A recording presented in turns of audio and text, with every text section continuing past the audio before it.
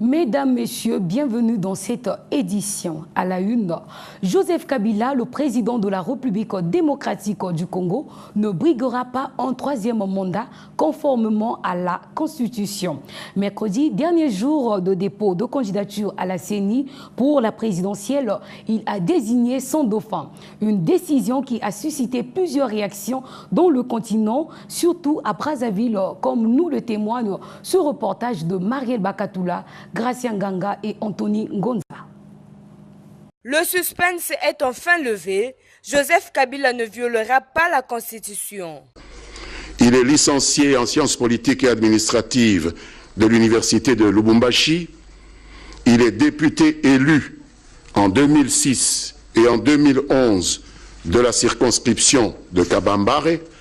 Il a été président du groupe parlementaire PPRD à l'Assemblée nationale, puis coordonnateur de la majorité présidentielle à l'Assemblée nationale. Ensuite, vice-premier ministre, ministre de l'Intérieur et de la Sécurité, secrétaire général adjoint, puis actuellement secrétaire permanent du PPRD. Monsieur Emmanuel Ramazan Shadari, notre candidat, est catholique pratiquant. Pas de troisième mandat pour lui, une décision qualifiée dans les rues de Brazzaville de réel symbole de la démocratie. Ce qu'il a fait là, les autres devraient copier ça, pour que vraiment ça change l'Afrique.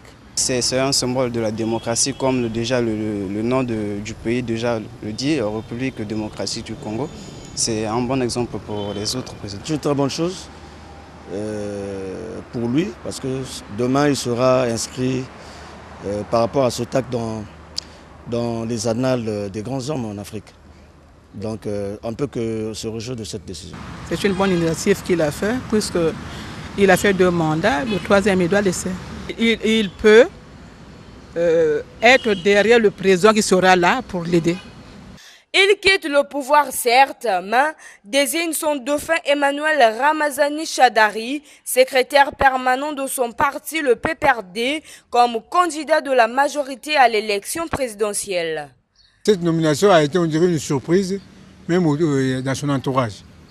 Mais nous tous avons suivi son porte-parole, qui a bel et bien expliqué que tous doivent être derrière le nouveau élu. Lui, étant président, il connaît son monde. Peut-être que Ramazani n'est pas été pour lui un dauphin. Vous voyez, dans l'ombre, qui travaille dans l'ombre. Bon, l'avenir de la RDC sans Kabila sera déterminé quand on va publier les élections. Le fauteuil présidentiel congolais est convoité par plusieurs candidats, dont l'ancien chef de guerre Jean-Pierre Mbemba.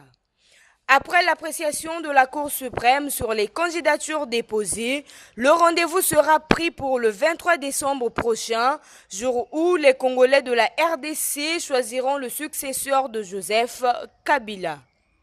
Outre les Brazzavillois, certains parlementaires congolais ont aussi apprécié la décision de Joseph Kabila de ne pas briguer un troisième mandat. Ils étaient au micro de Deogracias Swakoulou.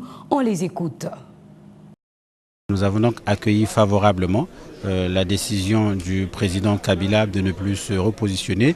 Cela est la preuve de sa maturité politique parce qu'il avait promis respecter la Constitution et il vient de le faire. Je pense que tous les soupçons qui pesaient sur lui sont levés tout de suite et donc le climat politique en RDC vient d'être décrispé et nous pensons qu'il ne reste que les conditions de transparence qui restent à mettre en œuvre pour que la RDC, qui est notre voisin le plus immédiat, aille à ces échéances tant attendues par tous les 2 pays.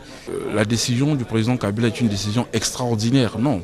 Elle rentre donc dans le cadre de cet apprentissage de la démocratie. Nous balbutions, mais 2 fois nous faisons de bons pas.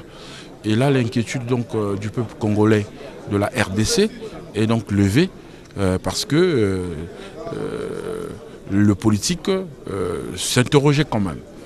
Et donc je trouve ça tout à fait normal.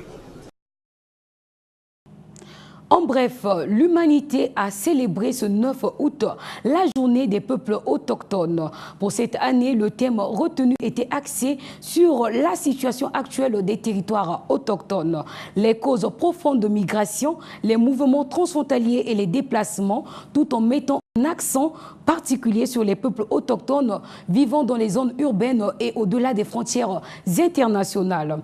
La journée des peuples autochtones a pour objectif de valoriser cette catégorie de personnes en proie aux actes d'injustice, alors qu'elles sont héritières d'une grande diversité culturelle. Les ambassadeurs africains accrédités au Congo ont été sensibilisés mercredi à Brazzaville sur le droit et la protection des réfugiés. L'initiative porte la signature du HCR au Commissariat des Nations Unies pour les réfugiés. Reportage Jumela Bongo et Eric Kabamba. Au cours de ces échanges qui a réuni les chefs de mission diplomatique du groupe de corps diplomatique africain et le HCR, le représentant de cette institution onusienne au Congo a expliqué à ces derniers que la question des réfugiés dans un pays n'est pas seulement l'affaire du pays d'accueil ni du pays d'origine, mais de toutes les bonnes volontés. En 2016, suite à la crise migratoire sans précédent, il a été décidé à New York, aux États-Unis bien sûr, de traiter désormais la question des réfugiés de façon inclusive.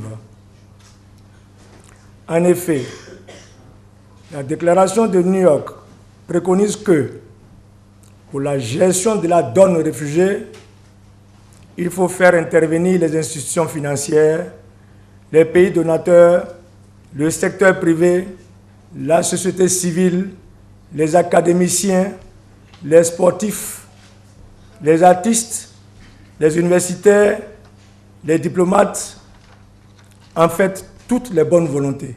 Pour la doyenne du corps diplomatique au Congo, ces échanges vont permettre de mieux traiter la question des réfugiés dans leur pays d'accréditation. Notre continent est celui qui compte de très nombreux réfugiés, déplacés internes, et même des apatrides à cause des nombreux conflits et crises qui le déchirent. Ce cadre d'échange permettra, j'en suis convaincu, aux uns et aux autres d'enrichir leurs connaissances tant sur les questions générales de droit international humanitaire que sur les questions techniques liées au fonctionnement même de cet organisme onusien. Le représentant du HCR au Congo a aussi remercié le Congo pour son hospitalité, car, dit-il, le pays compte actuellement 59 470 réfugiés sur son sol. La mairie de Brazzaville entend mettre en place dans les tout prochains jours un programme de lutte contre le paludisme à Brazzaville. Le sujet était au centre de l'entretien que le maire de la ville, Roger Christian Okemba, a eu mercredi dans la capitale avec la présidente de la Fondation congolaise pour la recherche médicale, le professeur Francine Toumi. Suivez ce reportage de Jude Moutali et Steven Elenga. Accompagnée de quelques membres de l'Association des jeunes leaders du Congo, la présidente de la Fondation congolaise pour la recherche médicale, Francine Toumi, était venue échanger avec le maire de la ville de Brazzaville au sujet du programme de lutte contre le paludisme à Brazzaville. Programme que Roger Christian Okemba entend mettre en place. La mairie va mettre en place un programme ambitieux de lutte contre le paludisme et donc voulant s'entourer de l'expertise nationale, je me suis présentée avec les jeunes leaders du Congo parce que la jeunesse va être hautement impliquée dans ce grand programme de lutte contre le paludisme à Brazzaville. Francine Toumi apportera donc son expertise pour la réussite de ce projet. Ce que je vais apporter, le travail de laboratoire, le diagnostic du paludisme, dans la formation des techniciens qui vont... Le paludisme est déterminé d'abord par le technicien qui voit que le parasite est là. Et malheureusement, dans notre pays, la formation des techniciens n'est pas toujours remise à jour.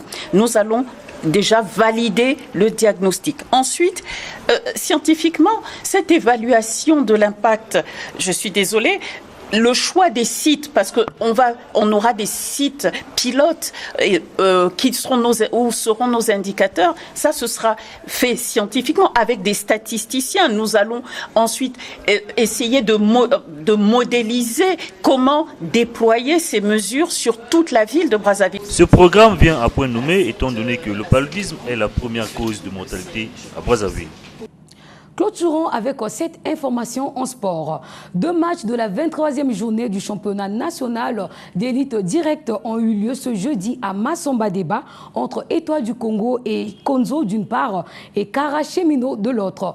Résumé de ces rencontres avec Fidel Stalgar Diaoumba et Ulrich Adjobi. Cette 23e journée à Masamba Deba a tourné à la faveur de FC Konzo qui a planté 2 buts à l'Étoile du Congo. Sincèrement, ce jeudi, rien n'a marché au niveau des Stéliens. Petite satisfaction cependant, le penalty enrayé par le portier. FC Konzo a montré un visage d'une équipe qui veut sortir de la zone rouge. Ici également, l'équipe n'est pas trop à l'abri d'une relégation. Deuxième match, Kara As Cheminot. Le club athlétique Renaissance Aiglon a sans doute profité de faire tourner l'effectif en prévision du match contre Williamsville de Côte d'Ivoire le 18 de ce mois dans le cadre de la 2e journée de la phase de groupe de la Coupe de la Confédération. Les cheminots ont été les premiers à se mettre sur la sellette sans toutefois faire bouger les filets. La deuxième période, l'équipe de Kara s'est fait plus tranchante. L'ouverture du score, cependant, se fait attendre. Comme on le dit souvent, tout vient à ceux qui savent attendre. Kara a marqué son but à la 77e minute. Et dans ce duel, le Kara a brillé par un festival de buts ratés. Score final, 1-0 pour le Kara. Le championnat fait relâche pour laisser la place à la finale de la Coupe du Congo de football mardi 14 à Masamba Deba en dames. La formation de Epangaba sera face à celle de la Colombe. La Colombe a battu Royal Renaissance aller 5-0, retour 6-0. La source dominée par Epangaba, à Brazzaville 2-0 et à Pointe-Noire 1-0. Au niveau des hommes, la finale a pour nom Diable Noir As Auto. Un mot de handball pour terminer. Le tirage au sort de la 23e CAN, 2e édition du challenge Edith Lucie Bongo Ondimba, aura lieu ce vendredi à 12h sur le plateau de Télécongo. Merci d'avoir choisi Équateur Service Télévision pour vous informer.